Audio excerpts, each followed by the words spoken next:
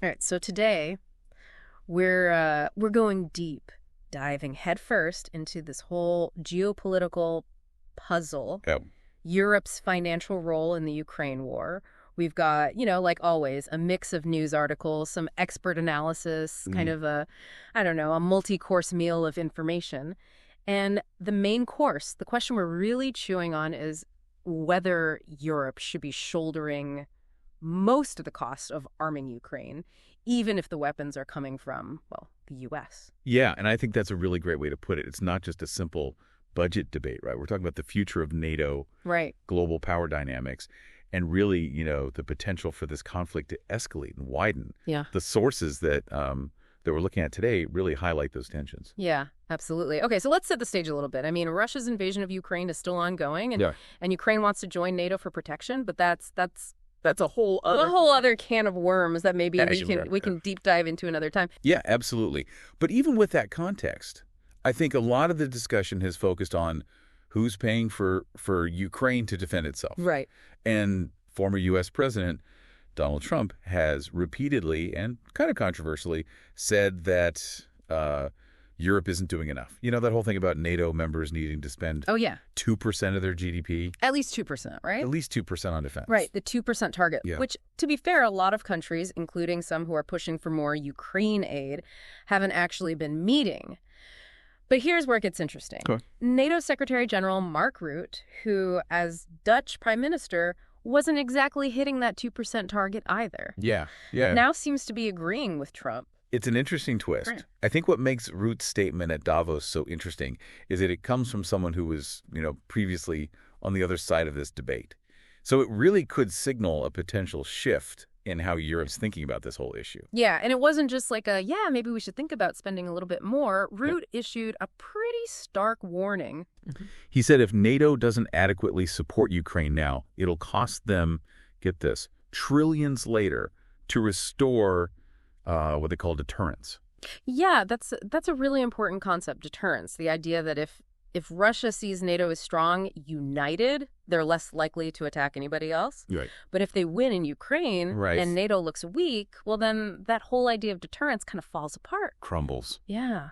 And then you're looking at astronomical costs to rebuild, not just financially, but, in terms of lives lost, it could be devastating. Yeah, so suddenly we're not talking about, a few billion in aid here or there, right. but potentially trillions of dollars to fix things later. Yeah. I mean, if you think about it, rebuilding entire countries, the refugee crisis, the impact on the global economy, I mean, it's almost too big to even wrap your head around. Yeah, it's staggering. And this leads to, I think, the key question that all of our sources are trying to grapple with. Should Europe be the one footing the bill for U.S. weapons going to Ukraine? And the logic there is that, well, Ukraine is right there on Europe's doorstep. Right. So their security is more directly in their stake. Which makes sense geographically, but then wouldn't that lead to some pretty big changes in the power dynamic within NATO? Oh, absolutely. If Europe's paying more, Yeah. wouldn't they want more of a say in how things are run? Exactly. Yeah. This financial question is totally tied into a larger debate about whether Europe, wants to be more independent on the world stage, less reliant on the U.S. for defense and security. Okay, but before we get too far into that, let's bring in another voice here. Okay. Richard Grenell, who was Trump's envoy, he's been very critical of Europe's defense spending, especially calling out Rutte and the Netherlands for their past record. It gets pretty personal, pretty pointed. Right, and I think Grenell's comments really highlight a frustration that's been, bubbling under the surface in the U.S. for a while, this idea that Europe kind of takes American protection for granted. Right. But doesn't actually invest enough in their own defense. Yeah. And it's a sentiment that you see resonating with certain segments of the American public. It really feeds into those America first type arguments. Yeah, absolutely. I mean, there's definitely a sense that this debate is stirring up some old tensions. Yeah. But then in the middle of all this finger pointing, we have Belgian Prime Minister Alexander De Croo calling for unity, right? Yeah. He's essentially saying, hey, everybody, stop the infighting. Putin's the real threat here. It's a good point. All this bickering, could actually end up benefiting Putin, right? Because it makes NATO look divided and weak. Yeah, and to add another layer of to this whole situation. No. Root has also predicted that if Russia wins, we could see, this image of Putin celebrating with China, with North Korea, basically forming this bloc of authoritarian states that would directly challenge, the existing world order. Yeah. It's a chilling thought. He's basically saying this isn't just about Ukraine anymore. It's about a potential global power shift with some really, really uncomfortable consequences. Yeah, so maybe Ducreux has a point about everybody needing to get on the same page here. This is bigger than just who pays for weapons. This is about preventing, a much, much larger conflict that could cost everybody far more, both in lives and resources. Absolutely. And it really raises the question for Europe. Are they willing to step up, and not just financially, but in terms of taking a more active role in global security? And that's a question with a lot of different pieces. So let's unpack those in the next part of our deep dive. And I think that question of Europe taking a more active role, stepping up, it kind of ties into another layer we see in these sources. This push for Europe to ramp up its own arms production, not just for helping Ukraine right now, but for becoming more, self-reliant, more independent in the long run. Yeah, I mean, that's a huge shift, isn't it? I mean, for decades now, Europe has really relied on the U.S. for most of its military hardware. But now, with this war right on their doorstep and all this talk about, boosting defense spending, it's like they're suddenly realizing, hey, wait, we need to be able to stand on our own 2 feet here. Exactly. And that raises a whole bunch of questions. I mean, on the one hand, a more self-reliant Europe could mean a stronger NATO, right? Less dependent on the U.S. Right. But then on the other hand, some people are worried this could trigger an arms race. Make Europe a much more militarized continent. Yeah, it's like a double-edged sword. More independence, sure, but also maybe more risk of escalating tensions. It really struck me reading all of this that this isn't just some kind of abstract debate about budgets and percentages, Right. This is about a fundamental shift in Europe's whole role on the world stage. And the choices they make now, I mean, these are going to have repercussions for decades to come. You're absolutely right. And this potential shift, I think, is really being driven by a whole bunch of things coming together at once. The war in Ukraine, obviously, right. Trump's America First rhetoric, this growing awareness of Europe's own vulnerabilities. It's kind of like a perfect storm that's forcing Europe to confront some uncomfortable truths about its place in the world. Yeah, and in Europe's, survived plenty of those before. Yeah.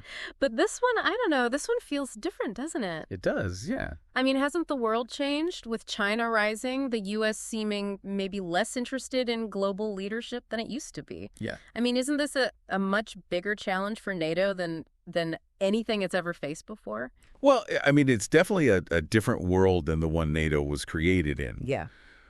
But I think it's important to remember that NATO's got this remarkable track record of adapting to new realities. Yeah. I mean, it's evolved over the decades, and I believe it can evolve again to meet this current challenge. Okay, so maybe demise is too strong a word. Yeah. But wouldn't you say at least that NATO's going through some sort of, I don't know, like a trial separation right now? Maybe. Right. But I think renegotiation is probably a more accurate term. The old assumptions about roles and responsibilities, they're being challenged. Right. And that's going to lead to some friction inevitably. But ultimately, I really believe that the shared values and interests that underpin the alliance, they're strong enough to overcome these challenges, Yeah, let's hope so, because the stakes are incredibly high. And in all this talk about NATO's future and Europe's role, it's easy to forget about the people who are, caught in the middle of this whole conflict. Yeah, well, the Ukrainians. Absolutely. While we're sitting here analyzing the geopolitical implications and the financial arguments, we can't lose sight of the immense human cost of this war. I mean, the suffering of the Ukrainian people. That's a constant reminder of what's at stake here and why finding a resolution is so urgent. Yeah. It's a really sobering thought, and it makes Root's warning about a potential Russian victory even more chilling because if Putin does succeed in Ukraine, it could embolden him to take even more aggressive actions, potentially drawing in other countries, creating a much wider conflict. That's right. That's the nightmare scenario that a lot of experts are really worried about. And it brings us back to that fundamental question. What is the West willing to do to prevent that kind of outcome? Is it just about money? Or are we talking about a deeper commitment to shared values and a willingness to use hard power in defense of those values? Okay, so let's say Europe does decide to take on more of the financial burden here. How would that even work in practice? I mean, who would pay whom and for what exactly? Well, there are a few different models that experts are talking about. Some are proposing a direct reimbursement system. So European countries would essentially pay back the U.S. for the cost of those weapons that have been sent to Ukraine. Others are suggesting a more indirect approach. So Europe would provide financial aid to Ukraine, which could then use those funds to buy weapons from the U.S. And then there's also the possibility of European countries buying weapons directly from U.S. defense contractors. So lots of different options here, Yeah. each with their own, complexities. Right. But regardless of how it's done, the key takeaway here is that Europe can't afford to just sit on the sidelines anymore. They need to step up, both financially and strategically, if they want to have any kind of real say in how this conflict plays out. It's a bit of a put up or shut up moment for them, wouldn't you say? It is. It really is. And that brings us back to that question of whether increased financial responsibility would actually lead to a more autonomous Europe. Will we see European leaders taking a more assertive stance on the world stage, less reliant on the U.S., more willing to project their own power? I don't know. It's a fascinating question and one that's going to be, debated for years to come, I think. Yeah, it's a question with a lot of nuance. Mm-hmm. So let's explore those nuances in the final part of our deep dive. Yeah. While we're talking about Europe stepping up and everything, Yeah. we kind of have to address the elephant in the room, right? The ghost of Trump's presidency. All right. His whole America First rhetoric, those threats to pull out of NATO. I mean, it definitely left people feeling uneasy. Like maybe this whole debate about defense spending was just the beginning of a much bigger rift between the U.S. and Europe. It's true that Trump's approach was disruptive, to say the least. Yeah. But I also think we have to acknowledge that he did bring up a legitimate concern, this imbalance in defense spending between the U.S. and its European allies. Yeah. And while his methods were often let's say unconventional, he did kind of force a conversation that needed to happen. Yeah, sometimes you need a bit of a shakeup to get things moving. Yeah. But I think for a lot of people, the real fear is that this is just the tip of the iceberg, right? What if this financial squabble over Ukraine is really a symptom of a much deeper divide within NATO?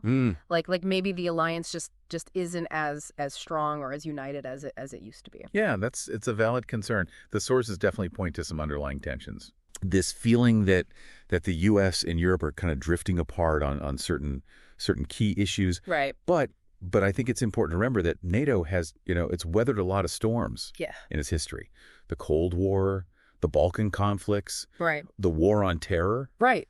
I mean, this alliance has this incredible ability to adapt and evolve, and I think it's way too early to be writing its obituary, Okay, so maybe not a full-blown breakup. Right. But maybe more of a trial separation, as we said before. Maybe, but I still think renegotiation is a better way to put it. Right. The old assumptions, they're being challenged, roles and responsibilities are being reassessed, and that's going to lead to some friction, right? It's inevitable. Yeah. But in the end, I do believe that those shared interests, those values that are at the core of the alliance, they're strong enough to get through these challenges. It's like any long-term relationship. Yeah. You have to adapt. You have to compromise if you want to keep it healthy, keep it strong. That's a good analogy. Yeah. But let's get back to the money for a second, okay? If Europe does decide to open its wallet, right, and fund those U.S. weapons, how would that even work practically? Would they just write a check to the Pentagon? It's not quite that simple. Okay. There are a few different ways it could be done. Some experts are suggesting a direct reimbursement system. Okay. Basically, European countries would pay back the U.S. for the cost of those weapons that were sent to Ukraine. Right. Others are proposing a more indirect approach. So Europe would give financial aid to Ukraine, and then Ukraine could use those funds to buy weapons from the U.S. Okay. And there's also the option of European countries buying weapons directly from U.S. defense contractors, which would boost European defense spending and help the U.S. economy at the same time. So a lot of complicated financial maneuvering to figure out here, but regardless of the specifics, one thing is clear: Europe can't just sit on the sidelines anymore. Mm-hmm. They need to step up financially, strategically, if they want to have any real influence on how this whole conflict unfolds. Absolutely, and I think this brings us back to that thought-provoking question we were talking about earlier. Yeah. Will increased financial responsibility actually lead to a more autonomous Europe? Right. Will we see European leaders kind of taking a more assertive stance on the world stage, less reliant on the U.S., right, more willing to project their own power? Yeah. I don't know. Only time will tell. It's a really interesting question. Yeah. So to kind of wrap all of this up, I mean, we've really explored a lot today, right? Yeah. The financial complexities, the geopolitical tensions, the incredibly high stakes involved. Yeah. But at the heart of it all, I think this is really a story about choices that European leaders are making right now. Right. Choices that are going to shape not just the future of their continent, but the future of the world that we all live in. And as we've seen from the sources you've shared, there are no easy answers here. Right. It's complicated, right? It's an equation with multiple variables. Yeah. And finding solutions, it's going to require pragmatism, vision, and a willingness to take some risks. Uh-huh. But I'm optimistic. I do believe that Europe has the potential to come out of this crisis even stronger than before. Right. More unified, more confident in its ability to really shape its own destiny. Well said. And on that note, we'll leave you to ponder all those choices, to think about the implications, and to keep exploring this fascinating and constantly evolving story. Yeah. Because as we always say here on the Deep Dive, the learning never stops, right? It does. Stay curious, keep questioning, and we'll catch you on the next dive.